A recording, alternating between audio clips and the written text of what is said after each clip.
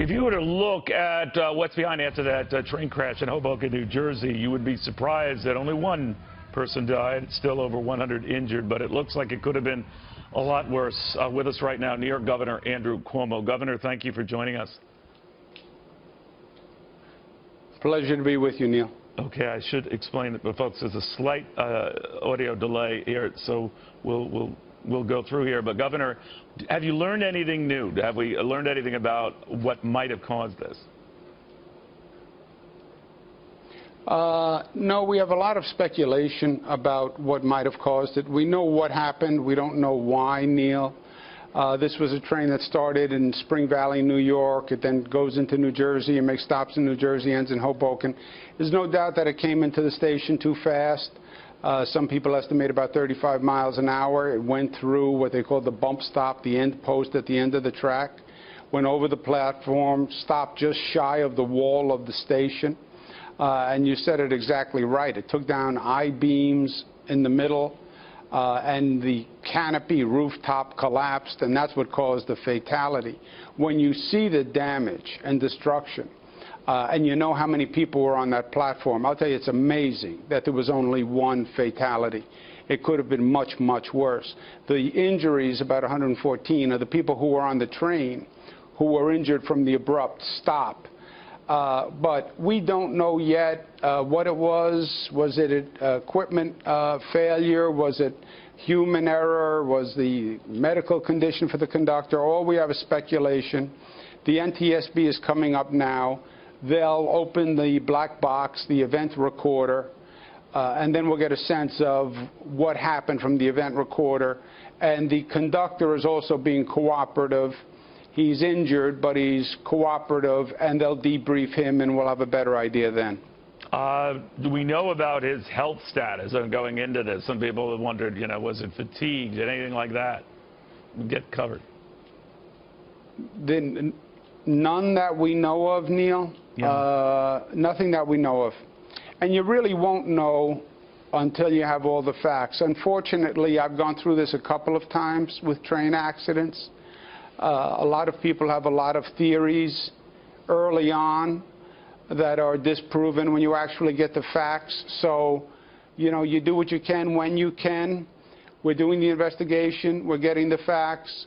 And in the meantime, I'm working hand in glove with Governor Christie, and we're combining the resources of both systems, the Jersey system and the New York system, to get past tonight's rush home and the commute tomorrow morning.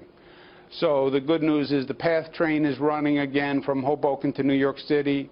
We'll use the New York system, the Metro North system, to accept New Jersey Transit riders. And I think you'll see a coordination between the two systems that we've never actually seen before. You know, Governor, I noticed that once again seeing you and New Jersey Governor Chris Christie talking to the press on a tragedy, that you had to sadly do that a lot. How do your offices coordinate this sort of thing? You know, unfortunately, too well, Neil. We've had too much practice.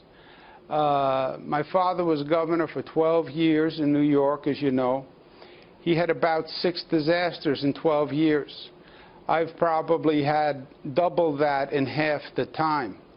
I've worked with Chris Christie on Hurricane Irene, Storm Sandy, terrorist attacks, bombings, train accidents. So we have a personal relationship that is forged from the worst of times, actually. Our teams also know each other very well. My police department knows his police department, etc. Our executive staff works together. So that's the good news, that you have an unprecedented, coordinated regional approach here. Right, Jersey is right on the other side of the Hudson River. We share New York Harbor with New Jersey, and we have been great allies for each other. And that's why this happened in Hoboken, New Jersey. The train started in New York. There were New Yorkers on the train, but more than that, if there's a problem in New Jersey, New York is there for the people in New Jersey, and vice versa. And we have had a number of disasters, incidents, much more than I ever recall before.